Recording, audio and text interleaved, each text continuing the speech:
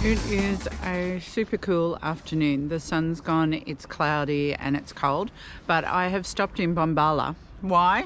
Because their signs are Bombala, home of the platypus, and it's likely that you will see a platypus in their rivers here, so I couldn't help myself. I've come into the council car park because I couldn't find a free campsite anywhere. It's right next to the road, and at the moment the road's a little bit busy, busier than I expected. But I suppose during the night that will just drop off. These are the big trucks that are going past all night.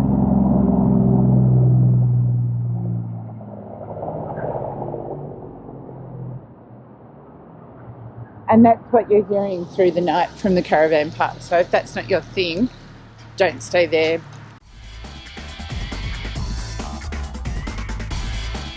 I've just driven out of town to where they call Platypus Reserve. It's on the way to Delegate, between Bombala and Delegate. It's about 13 minutes.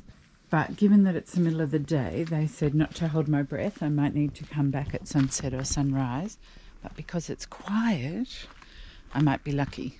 It is an overcast day, and that's really why I'm taking my chances. And it's cold, really cold. And they don't like wind, apparently. And it's windy today. There's a severe wind warning, so it's not good news.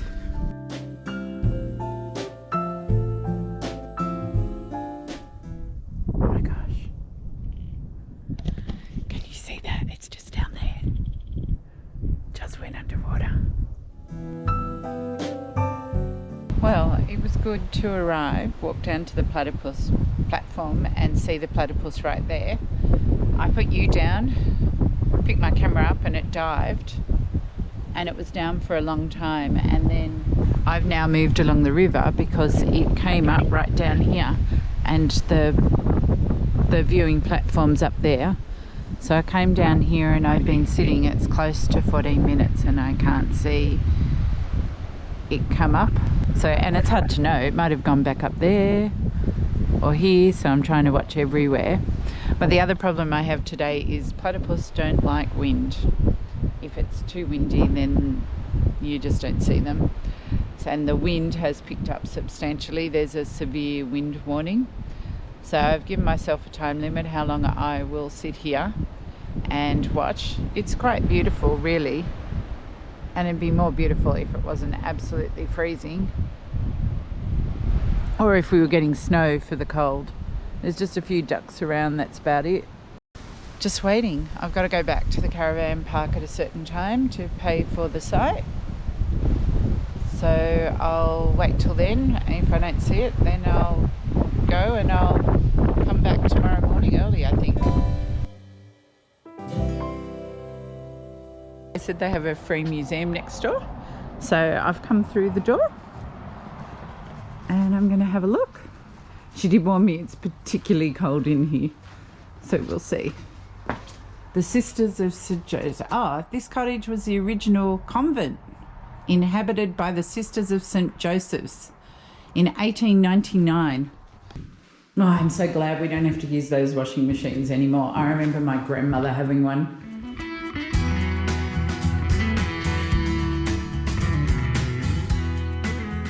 I don't actually know what that is because it's not like a radio. If anyone knows what that is, let me know. It's in all the music area.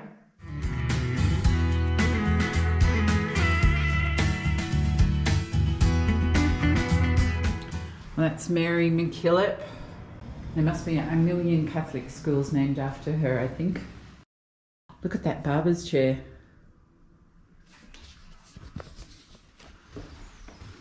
She's right. It is absolutely freezing in here.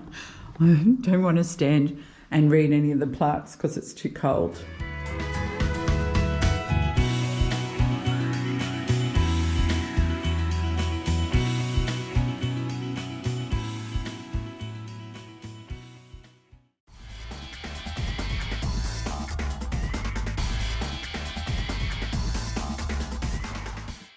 This is the old railway station. I assume she meant I could drive up. I mean, easy walking. And it looks like the railway tracks are all disconnected. Oh wow, literally you can go up. Where we go first? This way?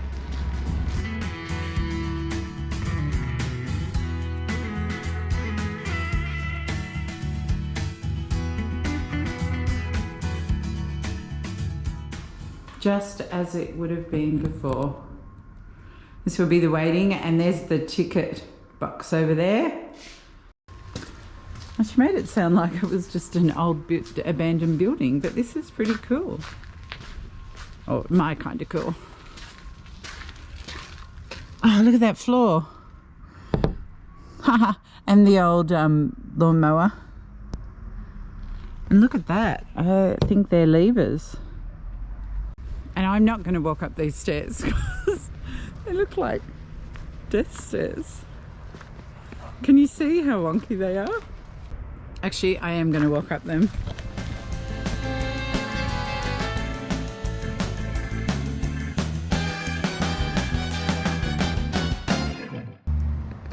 Huh.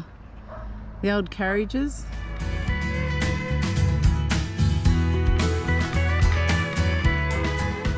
So that's the goods store.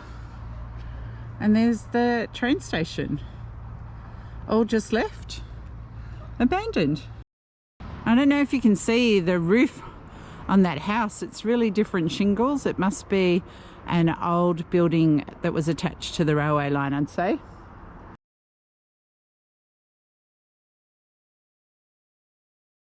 Well, I'm legal. I've finally paid. So this is the caravan park here. And here's the river. And they do spot platypus in here. The wind has just stopped right this second. So I'm thinking I'll walk along here and have a look. There's a bridge to walk, they said. And I know it's not the nicest looking afternoon, but I just don't feel like sitting still.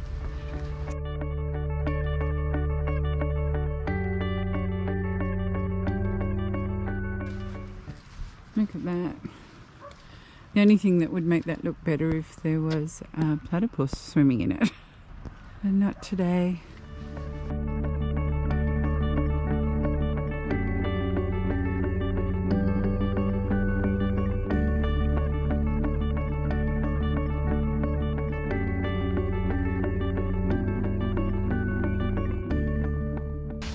Random things you see when you're walking. I mean, that's Popeye, and that's his girlfriend, right? Who's the rest of them? I've no idea, but somebody has a nice hobby. Just randomly sitting next to the toilet block on the other side of the river.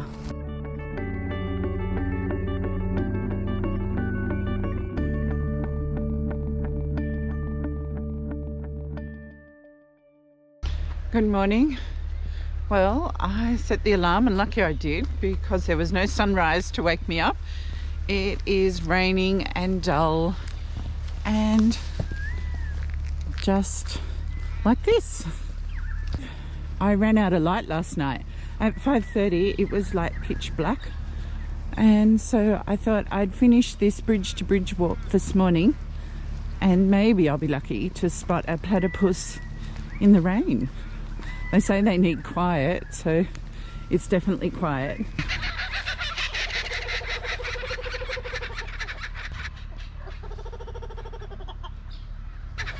Oh, there's one in there somewhere.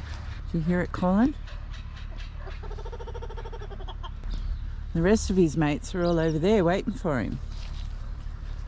But boy, he blends in well in there. I can't see him, I can hear him. Or her. Oh, up there, look.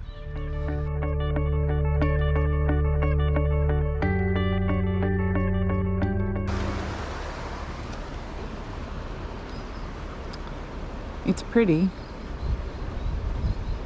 No little air bubbles or V's in the water.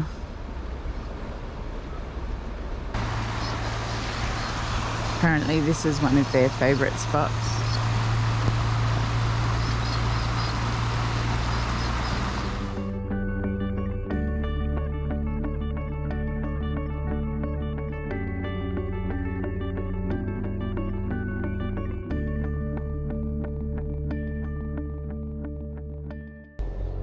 walking in the rain was worth it. There was just one and it's just been floating down there.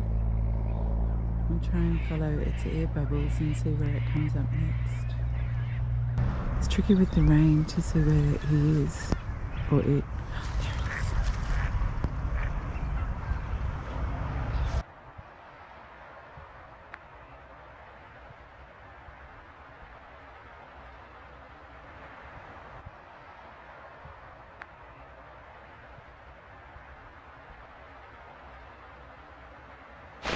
Well, I just saw another one just down here, another platypus.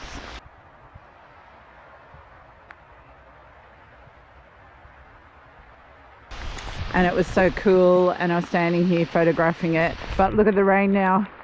It's torrential and I'm all the way on the other side, miles from any shelter. And I'm going to leave it because it's miserable. And basically, since the hard weather, the platypus is taking longer and longer to pop up, and I've got as many bad light photos as I can get, really. I nearly didn't put the raincoat on just because I thought it was just a passing shower, and I'm glad I bought the waterproof backpack. I mean, it's just beautiful here. Such a shame I was going to walk the town, but I think my best option now is I'm half packed up to finish packing up and move on and see if perhaps we drive out of this rain.